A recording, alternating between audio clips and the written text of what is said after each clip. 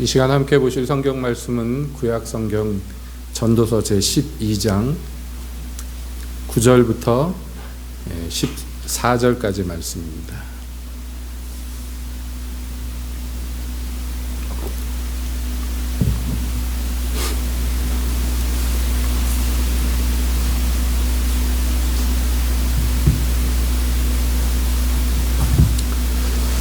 전도서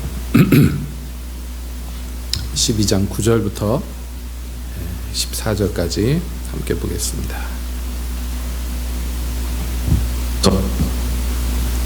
전도자가 지혜로움으로 여전히 백성에게 지식을 가르쳤고 또 묵상하고 궁구하여 잠언을 많이 지었으며 전도자가 힘써 아름다운 말을 구하였나니 기록한 것은 정직하여 진리의 말씀이니라. 지혜자의 말씀은 찌르는 채찍 같고 회중의 스승의 말씀은 잘 박힌 못 같으니 다 한 목자의 주심만이라. 내 아들아, 또 경계를 받으라. 여러 책을 짓는 것은 끝이 없고 많이 공부하는 것은 몸을 피곤케 하느니라. 일의 결국을 다 들었으니 하나님을 경외하고 그 명령을 지킬지어다. 이것이 사람의 본분이니라. 하나님은 모든 행위와 모든 은밀한 일을 선악간에 심판하시리라. 아멘. 하나님, 이 시간 주님의 말씀 듣기를 원합니다. 주여 오셔서 저희에게 말씀하여 주시옵소서. 예수님의 이름으로 기도하옵나이다. 아멘. 한 주간 평안하셨습니까? 네, 요즘처럼 평안하셨냐는 말이 실감나는 때도 없는 것 같아요. 안 죽고 살아서 이렇게 만나는 것도 감사합니다. 어디 격리되지 않고 이렇게 만나는 것도 감사하고, 안내 문자에 이름이 오르락내리락 안 하는 것도 감사하죠. 이 중에서 이태원 클럽 놀러 갔다 오신 분 없으시죠? 매일같이 몇 통이 오는지 모르겠습니다. 이태원 갔다 왔으면 솔직히 불어라 그러면서 이제 막 문자가 오죠. 그렇게 참 우리가 위태위태한 그런 삶을 사는 것 같습니다. 참 감사하게 그래도 이렇게 모여서 예배를 드리게 돼서 감사하고, 또 엊그제 뉴스에도 보니까 인천에 학생 둘이 선생님 때문에 감염됐는데 얘네들이 교회를 다니는 애들이라 예배를 드리고 왔는데, 그래서 그 교회 교인들 전부 조사했는데 다행히 다 음성으로 나왔다고, 인천시에서 감사하다고 메시지를 교회에다가 전했다고요. 방역 잘해주셔서 감사하다고 뭐 그랬답니다. 아무튼 감사하죠. 또 감염자 나왔으면 교회에 모여가지고 감염됐다고 구설이 오를 텐데 하나님이 참 잘 이렇게 구설이 안 오르도록 보호해 주신 것 같아 감사하기도 하고, 이런 와중에 그러다 보니까 퇴색한 게 있는데 뭐냐면요, 이 5월이 가정의 달이다 그래가지고 교회에서도 보통 이 여러 가지 행사가 많이 있죠. 5월 첫째 주 그러면 어린이주일, 그래서 애들 나와서 뭐 하고 또 선물 주고 막 그럽니다. 둘째 주 되면은 어버이주일 그래가지고 들어오는 어버이들 저 가슴에다 카네이션이라도 하나씩 꽂아주고 뭐 하지 않습니까? 자, 셋째 주가 됐습니다. 이번 주는 뭐겠습니까? 스승의 스승 주간 그래가지고 뭐 선생님들 교사들 나와라 그래가지고서 뭐 상패를 주고 선물을 주고 막 보통 이렇게 하는데, 우리 교회는 뭐 딱히 그렇게 절기를 막 지키는 건 아닙니다만은 그래도 많이 이런 행사들이 없고 그래서 퇴색한 것 같다 그런 느낌이 듭니다. 그런 의미로 또 여러 가지 의미로 오늘 이 시간 우리가 스승이라는 주제를 가지고 말씀을 함께 보고자 하는 것입니다. 오늘 읽은 본문은 전도서의 맨 마지막 부분입니다. 전도서를 쓴 사람은 저 옛날 이스라엘의 유명한 임금님이죠. 솔로몬 왕입니다. 솔로몬 왕이 잠언에서는 자기를 지혜자라고 얘기하고 전도서에서는 주로 전도자라고 자기를 묘사합니다. 이 책의 저자인 자신의 이 책을 통해서 하고자 하는 메시지를 그렇게 우리에게 전달해 주는 것이죠. 그런데 이 책의 마지막 부분, 전도자로서 그는 이렇게 얘기합니다. 전도자가 지혜로움으로 여전히 백성에게 지식을 가르쳤고 또 묵상하고 궁구하여 잠언을 많이 지었으며 전도자가 힘써 아름다운 말을 구하였나니 기록한 것은 정직하여 진리의 말씀이니라. 이게 자기가 이 책을 마지막 마감하면서 거기에다가 이렇게 적어 놓는 거예요. 전도자로서의 나는 이라고 얘기하는 거예요. 지혜로움으로 백성들에게 지식을 가르치기 위하여 여러 가지 공부하고 묵상함으로 이 정직한 책을 지었다. 그러다가 갑자기 이 전도자라는 이름 대신 지혜자라는 이름으로 바꿔서 다시 얘기합니다. 지혜자의 말씀은 찌르는 채찍 같고 회중의 스승의 말씀은 잘 박힌 못 같다. 이렇게 얘기합니다. 자, 이 책을 이제 마무리하면서 지혜자로서 전도자로서 이런 소회를 밝히는데 저는 말씀을 준비하면서 이 내용을 보면서 어떤 생각이 들었냐면 참 일종의 아이러니함을 느꼈습니다. 왜냐하면 전도자가 이 얘기하기 바로 직전까지 무슨 얘기를 주로 많이 했느냐. 전도서란 이 책에서 주로 많이 한 것이 뭐냐면 헛되고 헛되며 헛되고 헛되니 모든 것이 헛되다 라고 얘기합니다.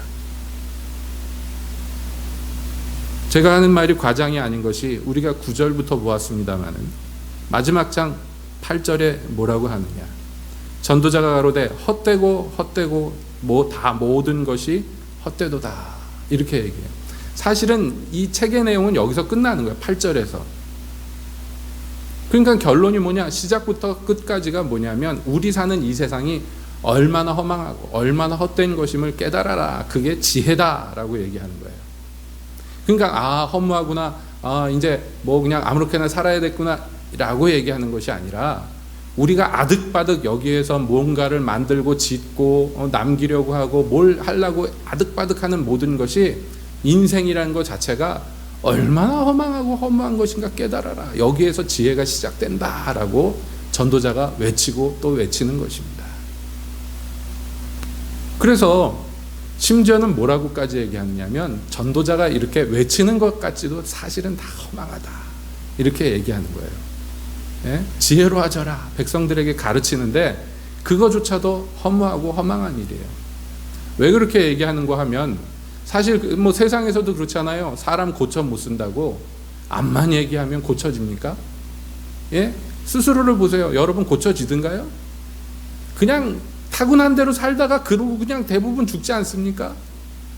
고쳐지는 사람이 없지 않겠지만은 아주 희귀하고 아주 정말 적기 때문에 그게 화제가 되고 그게 사람들의 입에 회자가 되는 것입니다. 사람이 쑥쑥 잘 고쳐지고 쑥쑥 나아진다면 사람이 아닌 것이죠. 우리가요 얼마나 안 고쳐지는지 얼마나 안 바뀌는지 지혜자는 말하는 거예요. 이게 다 허망하다고. 이렇게 가르치고 뭔가 바로잡으려고 하는 모든 것조차도 다 허망한 일이라고. 여러분은 스스로를 어떻게 평가하십니까? 예? 교회 몇 년 다니셨습니까? 교회물을 몇 년 드셨습니까? 교회밥을 얼마나 잡수셨습니까? 얼마나 바뀌셨습니까? 얼마나 달라지셨습니까? 저희 어머니가 연세가 많으신 데다가 폐가 안 좋으셔서 요즘 같은 시국에 교회를 못 가셔요. 예배당을 못 가셔요. 가려고 그러면 저희 어머니 곁에 가까이 사는 저희 누나가 막 난리나리를 쳐서 감옥에 갇힌 것 같다 그러셔요. 저희 어머니가 꼼짝도 못하게 집 안에만 가둬놓고 바깥 사람 만나지도 못하게 한다고 막 그러십니다. 그 예배를 못 드려서 저희 교회 이 예배 올리는 거 그동안 방송한 거 또 녹화해서 올리는 거 이것을 열심히 보시는데 어저께인가 며칠 전에 통화하는데 저한테 그래 말씀 잘 듣고 있다 뭐 이러더니 한마디 슬쩍 찌르십니다. 설교를 듣다가 뭐라고 했냐면 근데 교인들 너무 야단치지 마라 그러세요. 그래서 제가 반성했잖아요. 얼마나 야단을 많이 쳤으면 저희 어머니가 마음에 걸려서 야 그러다가 교인들 상처받는다. 교인들 너무 야단치지 마라. 그 대놓고 얘기도 못하고 빙 돌려서 말씀을 하십니다. 그래서 반성을 했죠. 야단치지 말자. 야단치지 말자. 근데 이게 근데 그래요. 야단치지 말자가 아니고 사실은 정확하게 얘기하면 뭐라고 해야 되냐면 잔소리하지 말자 그래야 됩니다. 자꾸 잔소리가 되는 거예요. 이렇게 하셔야 됩니다. 저렇게 하셔야 됩니다. 왜 이렇게 못하십니까? 저렇게 해야 되는데 여러분 저쪽으로 갑시다. 이쪽으로 옵시다. 막 이렇게 하게 돼 있는 거예요. 예, 원래 회중의 스승의 말씀은 그런 거예요. 전도자도 그렇게 얘기했어요. 그런데 또 한편으로 보면 이러는 거 다 허망하더라는 거예요. 왜 잔소리인지 아시죠? 해봐야 소용없는 말들이 잔소리예요. 여러분 자식들 기르면서 잔소리 많이 해보셨잖아요. 여러분 잔소리하는 대로 애들이 크든가요? 아니에요. 지 하고 싶은 대로 그렇게 커요. 그냥 똑바로 크래는 똑바로 크고 삐뚤어 갈 놈은 삐뚤어 가고 뭔 짓을 해도 안 돼요. 부모가. 오해하지 마세요. 부모의 역할이 없다는 것 아닙니다. 학교 선생님의 역할이 없다는 거 아니에요. 근데 제일 중요한 건 뭐냐면 본인의 생각이 제일 중요한 거예요. 그 생각이 바뀌지 않으면 아무리 옆에서 잔소리해봐야 소용없잖아요. 근데 교회 와서도 똑같은 거예요. 그래서 제가 생각을 한 거예요. 전도자는 이렇게 허망하다고 허무하다고 이렇게 해놓고선 또 뭐라 그러냐면 왜 백성에게 지식을 가르치기 위해서 묵상하고 궁구하고 잠언을 많이 짓고 아름다운 말을 구하고 막 이렇게 했느냐, 왜 이렇게 노력을 했느냐 하는 거예요. 왜 이렇게 고생스러운 짓을 하느냐는 말이에요. 허무한지 알면서 왜 그렇게 하느냐는 거예요. 여러분, 이것은 비단 솔로몬 왕에게만 적용할 수 있는 일이 아닙니다. 여러분, 하나님의 모든 종들이 백성에게 있어서는 스승과 같았는데 선지자들이 와서 하나님의 말씀을 암만 전해도 들은 사람이 몇이 있습니까? 주여, 우리의 전한 바를 누가 들었습니까? 하나님께 항변했어요. 선지자들이 우리의 전한 것을 도대체 누가 듣습니까? 왜 자꾸 전해야 됩니까? 라고 탄식할 정도로 아무도 안 듣는 것이 원래 선지자들의 말이에요. 그래서 구약의 마지막 선지자라고 할 수 있는 세례 요한은 본인도 그렇게 얘기했고 하나님도 그렇게 말씀하셨는데 그 세례 요한의 정체성을 뭐라고 얘기했느냐면 광야에서 외치는 자의 소리다 그랬어요. 여러분, 사람 아무도 없는 광야에서 혼자 막 소리 지르고 있는 거예요. 누가 듣습니까? 들짐승들이나 듣고 바람이나 듣고 들풀이나 듣지 그거 누가 듣느냐 말이에요. 아무도 안 들었어요. 근데 이 사람은 소리이기 때문에 소리를 낼 수밖에 없는 거예요. 이게 백성의 스승인 자들의 저주예요. 목이 터져라 피를 토해라 별짓을 다 해도 아무도 안 들어. 그런데 왜 하느냔 말이에요. 왜 그 짓을 하냔 말이에요. 왜? 이게 신비로운 일입니다만은 사실은 그 비밀이 오늘 읽은 성경에 나와 있어요. 지혜자의 말씀은 찌르는 채찍 같고 회중의 스승의 말씀은 잘 박힌 못 같으니 다 한 목자에 주신 바니라. 이렇게 얘기합니다. 지혜자가 이렇게 하고 스승이 저렇게 하는데 그것은 그들이 이렇게 하고 저렇게 하는 게 아니더라는 거예요. 다 뭐냐 하면 한 목자가 있어 그 목자가 그들을 통해 주시는 백성들에게 주시는 말씀인 거예요. 그러니까 이 백성의 지혜자, 이 백성의 스승은 아니할 수가 없는 거예요. 왜냐하면 한 목자가 주시기 때문입니다.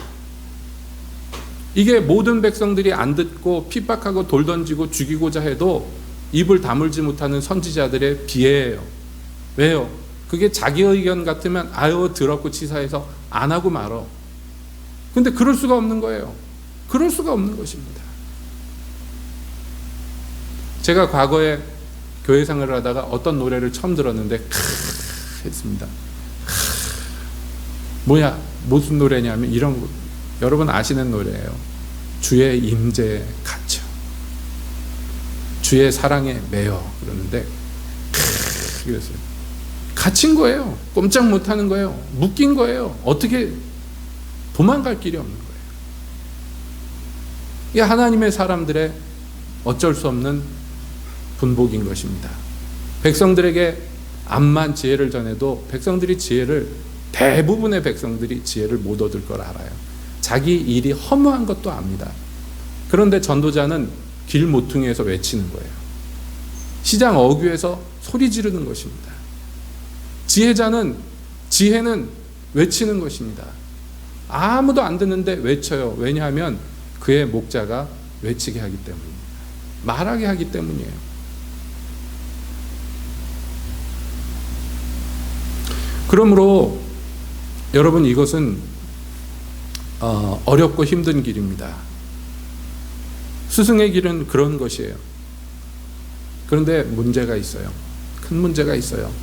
큰 문제는 뭐냐 하면, 그러면 이 힘들고 어려운 스승의 자리, 거기에 누가 들어갈 건가?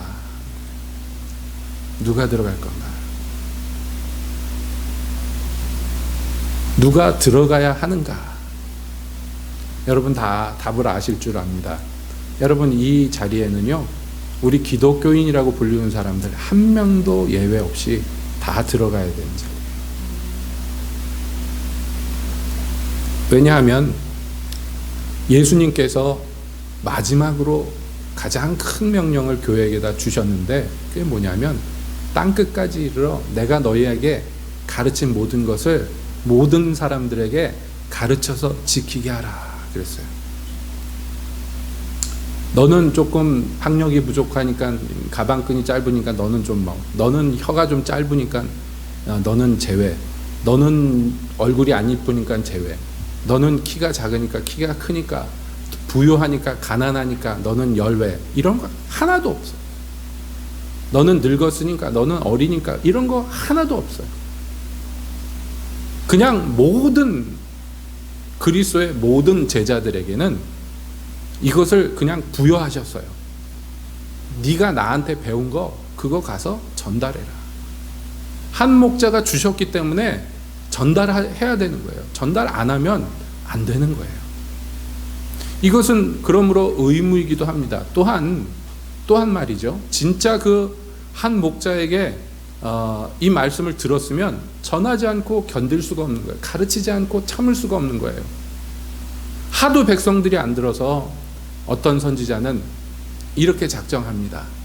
야, 아무도 내 말을 안 듣고 말만 하면 욕하고 말만 하면 모욕하는데 내가 이걸 못하겠다. 그래서 입을 다물리라, 선한 말도 하지 않으리라 하고 각오를 하고 입을 꼭 다물었더니 속에서 불이 나가지고 견딜 수가 없다. 하나님이 참지 못하게 하죠. 견디지 못하게 하죠. 여러분, 지혜자의 말은 찌르는 채찍 같아요. 그러니까 사람들이 좋아할 수가 없어요. 누가 여러분 채찍질하는데 마음에 좋아요? 예? 여러분한테 와가지고 누가 못을 땅땅 박으면 여러분 기쁘겠습니까? 사람은 그것을 즐거이 듣기가 힘들어요. 예. 그래서 환영받지 못합니다. 아무 곳에서도 환영받지 못해요. 여러분, 사도 바울을 가르쳐 뭐라 그랬습니까? 이 도에 대해서 듣고 싶다고 사람들이 그러는데 이유가 뭐냐면 어디에서도 환영받지 않기 때문입니다. 세상에 그럴 수가 있을까? 예, 그렇습니다. 우리 복음이라는 것이 그와 같습니다. 유대인에게도 헬라인에게도 다 미련하고 다 사망의 냄새가 풍기는 것이라 사람들이 들을 수가 없고 환영할 수가 없는 것이에요. 이 십자가의 도가 멸망하는 자들에게는 미련하게 보이는 것이에요. 그러니 누가 받겠습니까? 그런데 그것을 전하지 않을 수가 없는 것은 한 목자가 전하라고 주시기 때문이에요. 그래서 우리는 이것을 전할 뿐만 아니라 또 가르쳐야 돼요. 그렇지 않으면 어떻게 됩니까? 가르치는 자가 없으면 어떻게 이 비밀을 누가 깨닫겠습니까? 여러분, 하나님께서 그렇게 만들어 놓으셨잖아요. 가르치는 자가 있어야 돼요. 예, 듣는 자가 뭔가를 들어야 돼. 그래야지 그게 믿음이라는 게 생겨요. 근데 이 사람은 왜 와서 가르치고 전달할까요? 보냄을 받았기 때문이에요. 한 목자에게 보냄을 받았기 때문에. 우리에게 목자가 있다면, 그리고 우리는 알아야 됩니다. 보냄을 받았다는 것을. 그렇게 해서 만약에 내가 이것을 전달하고 가르쳐야 되는데 그것을 하지 않으면 어떻게 되겠는가? 여러분, 그러면 세상은 소망이 없는 거예요. 하나님이 천사들을 통해서 우리에게 복음을, 주님의 진리를 전달해 주지 않습니다. 하나님께서 어떤 다른 동물이나 어떤 짐승을 통해서도 하지 않습니다. 하나님은요, 먼저 이 복음을 들은 자들을 통하여서 전달하여 오늘날 우리에게까지 오게 만드셨어요.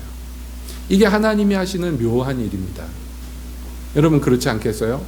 예, 울진 군민들, 야, 몇 월 며칠 날 다 모여. 하늘에서 우렁우렁 소리가 들린다고 생각해 보세요. 하나님의 목소리가. 안 모이면 다 벼락 맞을 줄 알아. 다 모여.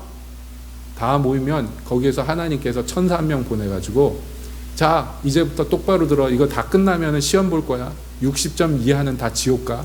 이래가지고서 하나님이 복음을 가르치셨으면 얼마나 효율적이고 빠지는 놈들도 없고 얼마나 쉽겠습니까? 예? 너 줘라? 이리 나와. 땅이 부악 열리더니 지옥으로 팍 떨어져 버려요. 사람들이 눈에 막 핏발을 세우고 공부할 거예요. 그렇죠? 안 죽으려고. 그리고 하나님 말씀하는 거예요. 평균 85점 이상 넘으면 천국 보내준다. 그러면 죽어라고 할 거예요. 막. 하나님이 그렇게 안 하셨단 말이에요. 하나님이 그렇게 안 하셨어요. 왜냐하면 이 세상의 똑똑한 자들, 지혜로운 자들로는 그렇게 공부해서 깨닫지 못하기 때문이에요. 그렇게 배워서는 알 수가 없기 때문이에요. 그래서 지혜자가 이 책을, 전도자가 이 책을 마치면서 이 글을 읽는 자들에게 내가 마지막으로 한 가지만 더 얘기하겠는데, 아들들아 잘 들어라. 그러면서 뭐라 그럽니까? 여러 책을 짓는 것이 끝이 없고 많이 공부하는 것이 몸을 피곤케 하느니라 그랬어요. 니네가 이거 암만 니네 힘으로 열심히 공부하고 열심히 뭔가를 만들어내고 그래도 그거 아무것도 아니다. 그 목자에게서 나온 음성을 듣지 못하면 소용이 없는 거예요. 여러분, 과장이 아닙니다.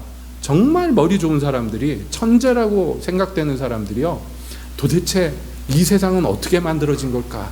도대체 이 세상은 어떻게 움직이는 걸까? 이런 거 막 엄청나게 연구했어요. 인류 역사 통해서 머리 제일 좋다는 사람들이 그것을 연구했어요. 그 결과가 어떻게 됐느냐? 끝이 없어요. 여러분, 지금 현대 문명을 가리켜서 오늘날 뭐라고 그러냐면 인문학이 몰락했다, 그렇게 얘기를 합니다. 예? 이런 것들 연구하는 전체적인 학문을 인문학이라고 그래요. 인문학이 왜 죽었다고 얘기하냐면, 인문학을 공부하려고 쳐도 공부를 못할 수밖에 없는 처지가 돼버렸어요. 지금 앞선 이 머리 좋은 사람들이 써놓은 책 읽다가 늙어 죽어. 과장이 아니에요. 진짜예요. 기초만 하다 끝나요. 그냥. 그러니까 새로운 것이 없어요. 새로운 것이 나올 수가 없어요. 이름도 잘 외우기 쉬운 무슨 특히 뭐 이런 이 천재들이 있는데, 여러분 막 뭐 6살 때 히브리어 혼자서 띄고 막 9살 때 라틴어 논문을 쓰고 이런 사람들이에요. 천재도 그냥 천재가 아니라 어마어마한 천재들이요.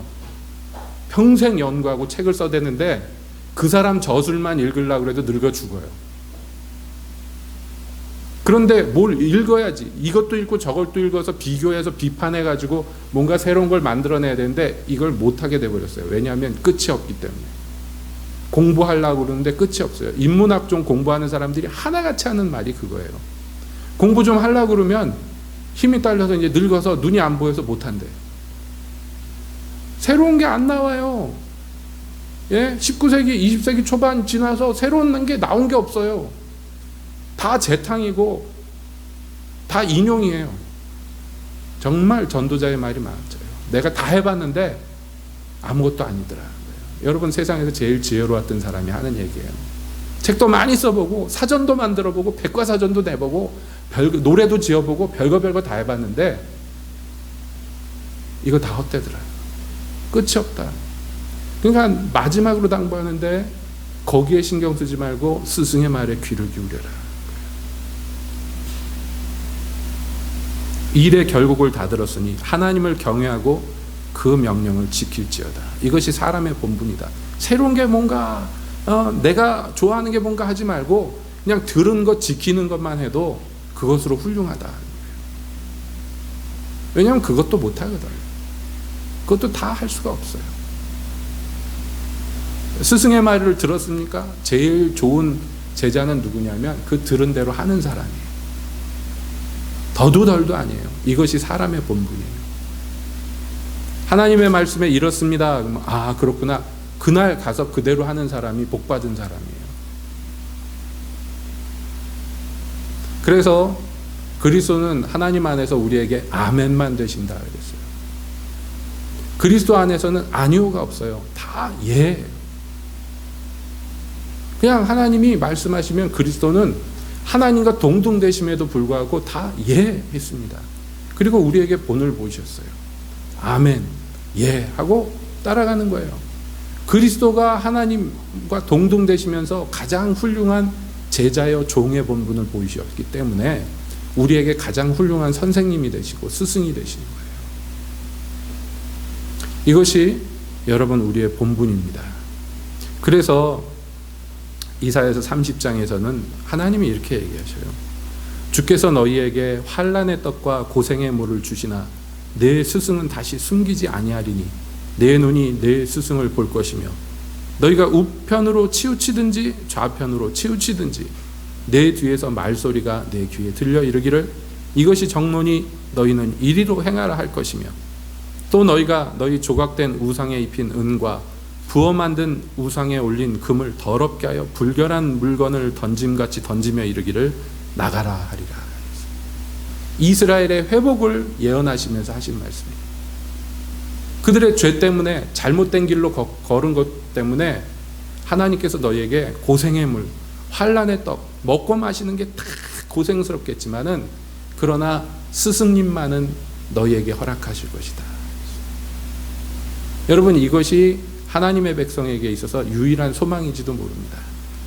우리가 하나님을 거역하고 하나님의 뜻대로 행하지 않고 그 결과로 정말 막다른 골목에 몰려서 정말 고생하는 처지에 떨어진다 할지라도 가장 비참 지경에 떨어진다 할지라도 우리에게 소망이 있는 것은 하나님께서 우리에게 주시는 이 스승님을 감추지 않고 가리우지 않을 것이기 때문입니다. 그래서 그가 우리에게 갈 바를 가르쳐 주실 것이다. 그래서 그가 이끄는 대로 가다가 어떻게 되느냐? 우리가 귀하게 여겼던 우상의 은과 우상의 금을 이제는 깨달았어요. 이게 더러운 것인지를 알았어요. 그전에 몰랐어요. 이게 인생의 목적이었고 목표였어요. 은금이 풍부한 것이 내게 기쁨이었고 그것이 나의 우상이었습니다. 근데 이제 어떻게 되느냐? 이것을 더럽게 여겨서 뒤로 던지면서 나가라! 라고 할 것이다. 그랬어요. 이게 변화된 인생이에요. 왜 우리에게 주께서 이 스승을 주시느냐? 이것은 물론 성령님에 대한 예언이기도 합니다만은 동시에 우리의 갈 바를 알려주시는 모든 음성들을 얘기하는 거예요. 우리가 홀로 성경을 읽을 때, 우리에게 주신 여러 선생님들이 쓴 책을 읽을 때, 또 여러분들에게 보내신 하나님의 종들의 음성을 들을 때, 여러분들은 그 말대로 준행하면 그것이 여러분에게 복이 되는 것입니다.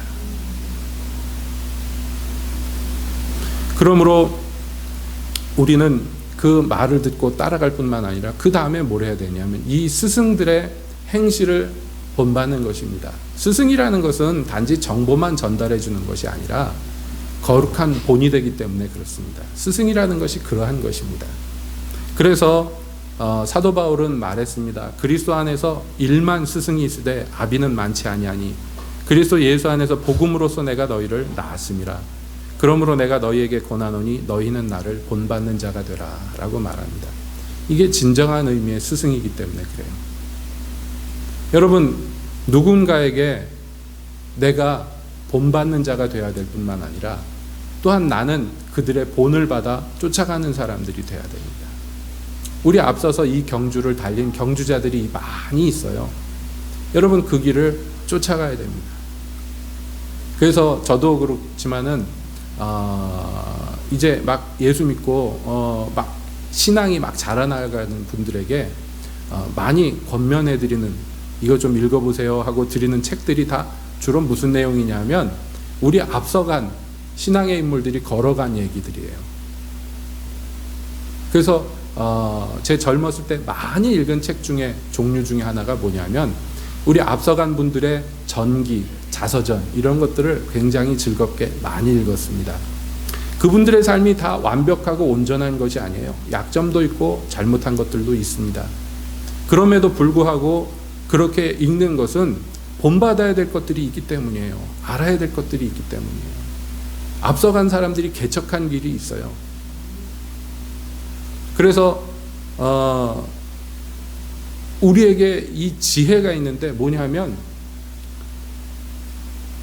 광야에 물 없는 곳에서 우물을 파야 돼. 그러면 여러분 어디를 파겠습니까? 어떻게 파야 되겠어요? 이렇게 뭐 기역자로 구부러진 거 이렇게 들고 막 돌아다녀야 돼요? 수맥 찾으러? 아니죠. 여러분, 우리가 물 없는 땅에서 물을 구할 수 있는 좋은 방법이 있는데 뭐냐면요, 우리 앞서간 사람들이 파놨던 우물자리를 파는 거예요. 그래서 이삭은 자기 아버지가 파놨던 우물자리를 팝니다. 야곱도 자기 아버지가 파놨던 우물자리에 가서 팝니다. 왜냐하면 거기 물이 있었거든요. 이방인들이 그게 싫어가지고 우물 판 게 싫어서 막 흙으로 돌로 덮어놔 버렸지만은, 그러나 분명히 알아요. 힘들더라도 거기 파면 100% 물이 나와. 왜냐하면 옛날 거기가 우물이었어요. 우리에게 믿음의 선진들이 간 길은 그와 같습니다. 스승의 가르침은 그와 같아요. 먼저 가서 물 나오는 데를 팠단 말이에요. 그러니까 따라가면, 아, 그 사람들이 이렇게 가서 거기 팠지, 나도 거기 파면 되겠구나, 쉽게 갈 수가 있어요. 하나님이 그것을 위하여 선생님들을 우리에게 주신 것입니다. 그래서 그 본을 봤는데, 자, 그런데 말이죠, 초두에 말씀드린 대로 이 본 받는 길에 있어서 말이에요, 나는 그럼 본만 받는 사람이냐? 아니라 나도 누군가의 본이 돼야 돼요. 가르쳐 지키게 해야 돼요. 세례를 주고 가르쳐 지키게 하는 것. 여러분, 이것이 우리가 땅끝까지, 정말 땅끝까지 이르러서 할 일들이기 때문에 그렇습니다. 여러분이 복음을 들었습니까? 그러면 어떻게 돼야 됩니까? 복음을 듣게 해야 돼요. 여러분 누군가에게서 복음을 배웠습니까? 그럼 여러분은 뭐 해야 돼요? 가르쳐 지키게 해야 돼요. 여러분, 이 선순환이 교회 안에서 끊임없이 이루어져서 오늘날까지 온 것입니다. 여러분 귀에 들린 그 복된 소식이 그냥 어느 날 하늘에서 뚝 떨어진 거 아니라, 이런 과정들을 통해 누군가 땀을 흘리고 수고하여서 여러분에게 전달해 준 거예요. 우리는 그것을 거저받았어요. 그러니까 어떻게 해야 됩니까? 거저주는 것입니다. 그래서 제가 자주 인용한 말씀, 히브리서 5장의 말씀이 그와 같습니다. 히브리서에서 멜기세덱에 대해서 설명하다가, 이 멜기세덱에 대해서 우리가 할 말이 많으나 그러나 더 가르칠 수가 없는 것은 너희가 못 알아듣기 때문이다. 왜 못 알아듣느냐? 너희가 이것을 알아들을 만한 사람, 즉 때가 오래됐으므로 선생님이 되어야 되는데 아직도 그것이 못 되었기 때문에 못 알아듣는다. 탄식하면서 하는 얘기예요. 여러분, 이 말씀에 미루어 짐작한데, 때가 어느 정도 되면 모든 사람들이 선생님이 돼야 돼요. 그리스도 안에서 말이에요. 복음을 가르칠 수 있는 사람이 돼야 돼요. 빌립이 이디오피아 내시 마차 옆에 서서 물어봤습니다. 당신이 지금 읽고 있는 그 성경 말씀, 그게 뭔지 알겠습니까? 그랬더니 그 수레 위에 올라타고 있던 내시가 이사야서를 읽다가, 이걸 내가 어떻게 알겠습니까? 나에게 가르쳐주는 사람이 없는데 내가 어떻게 알겠습니까? 이게 누구 얘기입니까? 지금 여기 이 얘기가 누구 얘기입니까? 선지자 얘기입니까? 다른 사람 얘기입니까? 라고 물었을 때 빌립이 그에게 옆에 앉아서 그 말씀으로부터 시작해서 가르치기 시작했어요. 어떻게 됐습니까? 그 사람이 그 마차 위에서 깨달았어요. 이제껏 성경을 혼자 연구하고 공부했는데 뭔 얘기인지 하나도 몰랐어. 근데 어느 날 한 사람이, 성령에 감동받은 사람이 성령에 이끌려 와가지고 그에게 그가 답답해하던 것을 가르쳐줬어요. 깨달았어요. 알게 됐어요. 그래서 믿게 되었어요. 내가 믿게 되었으니 세례를 받아야 되겠다. 그래서 오아시스를 만나 거기서 세례를 받고 호련히 빌립이 사라집니다. 여러분, 그리스도인이 이와 같습니다. 우리가 이 땅에 구원받은 이후로 남아있는 큰 이유 중에 하나가 이와 같습니다. 이렇게 답답한 사람들, 이렇게 막막한 사람들, 무엇으로 어떻게 어디로 가야 되는지 모르는 사람들에게 갈 길을 가르쳐주고 어떻게 살아야 되는지 알게, 무엇이 생명인지를 전달해 줄 수 있는 그 사명이 각자에게 있기 때문입니다. 그러므로 여러분은 이제 말씀 마치면서 결론 내린데, 우리는, 저와 여러분은 훌륭한 제자가 되어야 됩니다. 그리고 훌륭한 선생님이 되어야 됩니다. 훌륭한 제자는 어떤 사람입니까? 잘 배우는 사람입니다. 당연하죠. 훌륭한 제자, 그러면 여러분 누가 머리에 떠오릅니까? 여러 사람이 있겠지만은 저는 엘리사가 떠올라요. 엘리사에겐 선생님이 있었어요. 훌륭한 선생님이죠. 엘리야 선지자가 있었어요. 하나님이 이제 엘리야가 이 땅에서 할 모든 일을 마치고 하늘로 데려가시려고 엘리야를 데려가시려고 합니다. 엘리야가 엘리사에게 말합니다. 하나님이 나를 데려가시려고 하니까 너는 여기 있어라. 엘리사가 뭐라 그러냐? 엘리야가 엘리사에게 이르되 청컨대 너는 여기 머물라. 여호와께서 나를 베델로 보내시느니라. 엘리사가 가로되 여호와의 사신과 당신의 혼의 삶을 가리켜 맹세하노니 내가 당신을 떠나지 아니하리이다. 이에 두 사람이 베델로 가니라. 여리고에 가서도 똑같은 일이 있었어요. 죽어도 붙어 있겠다.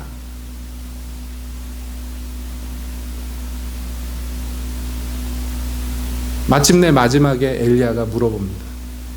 엘리야가 엘리사에게 이르되 나를 내게서 취하시기 전에 내가 내게 어떻게 할 것을 구하라. 뭘 해줄까 마지막으로 얘기해봐라. 엘리사가 말합니다. 당신의 영감이 갑절이나 내게 있기를 구하나이다. 엘리사에게 소망이 있었는데 이 훌륭한 선생님보다 내가 갑절이나 내가 더 막 위대한 사람, 막 높은 사람이 되겠다 그런 게 아니에요. 지금 엘리야가 감당하고 있는 이 이스라엘의 병과 마병과 같은 군대와 같은 이 사명, 나는 더 갑절의 일을 감당하기를 소원합니다. 당신이 한 것보다 나는 더 주님께 충성하기를 원합니다. 더 주님의 백성들을 돌보기를 원합니다. 소망이 있었습니다. 스승님보다 더 훌륭한 스승이 되기를 원한다. 양만 놓고 보자면 좀 그렇습니다만은 그 결과로서요. 엘리야는 평생 제자 한 명 길러냈는데 엘리사는요 학교를 세웠어요. 선지자의 생도들을 길러냅니다. 그전에도 선지자의 생도들이 없는 것 아니지만 그러나 엘리사처럼 많은 제자를 길러내지 못했어요.